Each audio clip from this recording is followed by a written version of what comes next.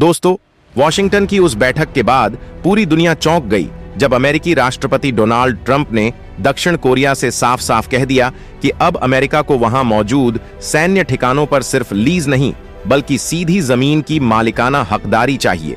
दशकों पुरानी 1953 की सुरक्षा संधि को चुनौती देने वाला यह बयान अचानक सामने आया और उसने एशिया के सुरक्षा समीकरणों को नई दिशा दे दी। दक्षिण कोरिया के नए राष्ट्रपति ली जे-मयांग ने पहली बार व्हाइट हाउस जाकर ट्रंप से मुलाकात की थी। उम्मीद थी कि यह मुलाकात गठबंधन को भविष्य की दिशा देगी, लेकिन सुर्खियों में छा गया ट्रंप का वही बयान, they don't give us land, they lease us land, maybe I like them to give us ownership. यह वाक्य न सिर्फ सियोल की राजनीति में हलचल मचा गया बल्कि भारतीय गलियारों में भी सवाल उठने लगे, क्योंकि भारत भी हाल के महीनों में ट्रंप की आक्रामक नीतियों का शिकार बन चुका है। जब अमेरिकी राष्ट्रपति ने भारतीय सामानों पर टैरिफ दोगुना कर दिया और उसे 50% तक पहुंचा दिया। खबर आ रही है कि प्रधानमंत्री नरेंद्र मोदी ने ट्रंप की लगातार 4 कॉल्स को उठाने से इनकार कर दिया। यह सिर्फ नाराजगी का संकेत नहीं था, बल्कि यह दर्शाता था कि भारत अब अमेरिकी दबाव के सामने झुकने वाला नहीं। यानी एक तरफ सियोल में जमीन के मुद्दे पर खींचतान और दूसरी तरफ दिल्ली में टैरिफ के कारण तनाव। दोनों घटनाएं यह दिखाती हैं कि ट्रंप अपने सहयोगियों से रिश्ते बनाने के बजाय उन्हें दबाव में लाने की रणनीति पर काम कर रहे हैं। यही कारण है कि अब अमेरिकी साझेदार देश खुले मंच पर भी अपनी नाराजगी जताने लगे हैं। ट्रंप चाहते हैं कि दक्षिण कोरिया अपनी जीडीपी का 5% रक्षा पर खर्च करे।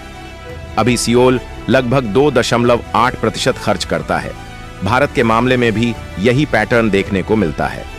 अमेरिका चाहता है कि नई दिल्ली रूसी तेल की खरीद पर अतिरिक्त कर माने और अमेरिकी कृषि उत्पादों के लिए अपना बाजार खोल दें, लेकिन दोनों एशियाई देश अपनी संप्रभुता पर किसी तरह की शर्त मानने को तैयार नहीं।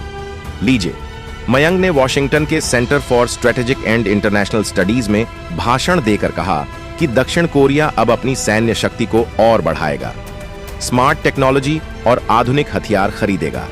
ठीक उसी तरह मोदी ने भी भारत के किसानों और उद्योगपतियों को आश्वासन दिया कि देश के हितों से समझौता नहीं होगा, चाहे अमेरिका कितना भी दबाव क्यों ना बनाए। जर्मन अखबार एफेड और जापानी निक्केई एशिया दोनों ने खुलासा किया कि मोदी की नाराजगी इतनी गहरी थी कि उन्होंने सीधे ट्रंप से संवाद बंद कर दिया है।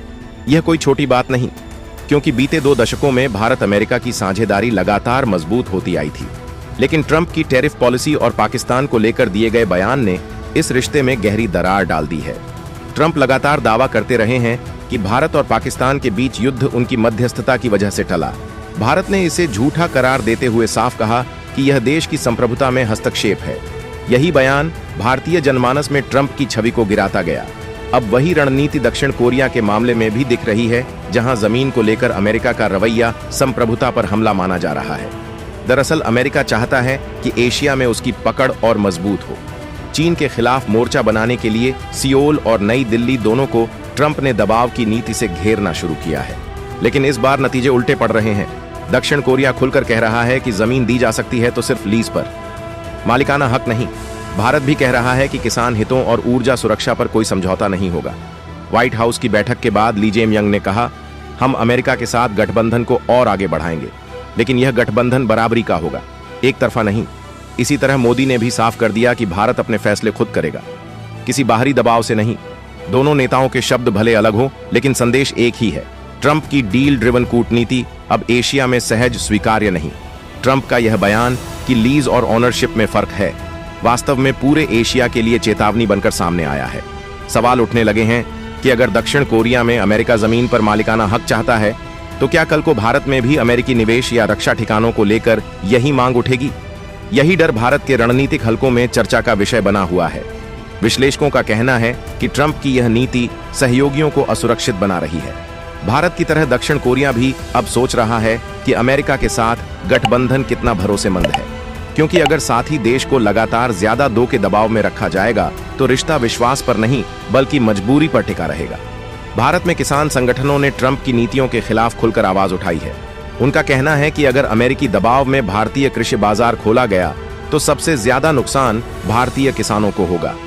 दूसरी तरफ दक्षिण कोरिया में भी जनता सवाल उठा रही है कि आखिर क्यों अमेरिकी सैनिकों की मौजूदगी के लिए उनकी जमीन पर स्थायी हकदारी दी जाए। चीन इस पूरे घटनाक्रम को गहरी नजर से देख रहा है। बीजिंग जानता है कि भारत और कोरिया दोनों की नाराजगी अगर बढ़ती है तो अमेरिका का एशिया में भरोसा कमजोर होगा। यही वजह है कि मोदी का आगामी एससीओ शिखर सम्मेलन द्वारा बेहद अहम माना जा रहा है। उधर सियोल भी कह रहा है कि चीन से सिर्फ जरूरी व्यापारिक संबंध रखे जाएंगे, लेकिन सुरक्षा पूरी तरह अमेरिका के साथ रहेगी। लेकिन असल चिंता यह है कि ट्रंप के बयान से कोरियाई प्रायद्वीप पर दशकों से कायम सैन्य संतुलन हिल सकता है। ऑनरशिप की मांग सिर्फ एक कानूनी मसला नहीं, बल्कि संप्रभुता और राष्ट्रीय सम्मान का मुद्दा है। ठीक वैसे ही जैसे भारत के लिए किसानों की आय और ऊर्जा सुरक्षा राष्ट्रीय गरिमा का हिस्सा है। दक्षिण कोरिया ने जब कहा कि वह अपनी सैन्य ताकत खुद बढ़ाएगा, तो उसने यह भी संदेश दिया कि वह सिर्फ अमेरिकी सैनिकों पर निर्भर नहीं रहना चाहता। भारत ने भी यही किया है।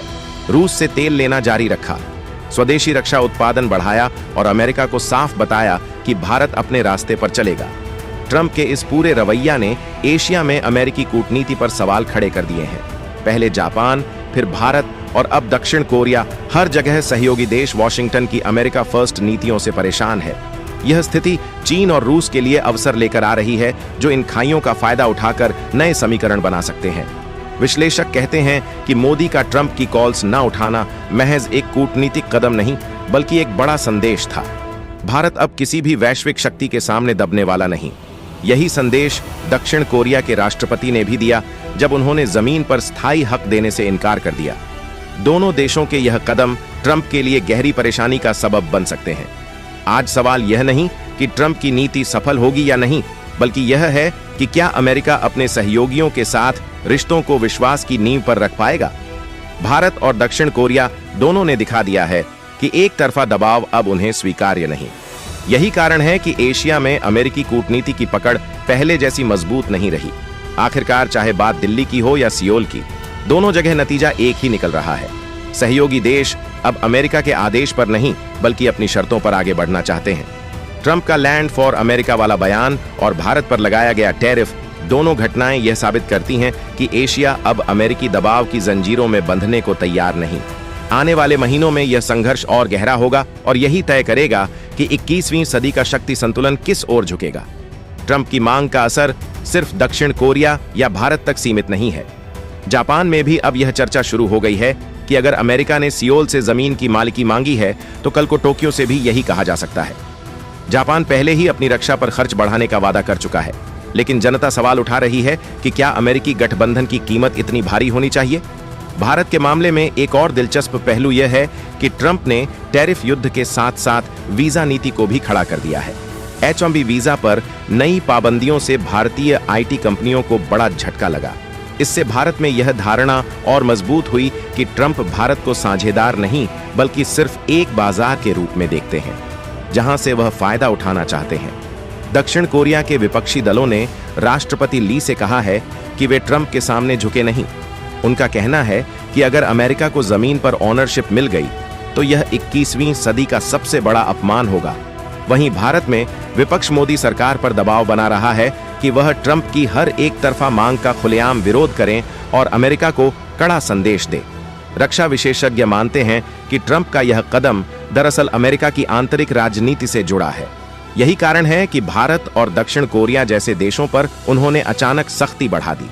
लेकिन इस रणनीति का सबसे बड़ा खतरा यह है कि अमेरिका धीरे धीरे अपने ही सहयोगियों को खो सकता है। तो दोस्तों, अपनी राय कमेंट बॉक्स में जरूर बताएं और वीडियो को लाइक, कमेंट, शेयर जरूर करें। धन्यवाद।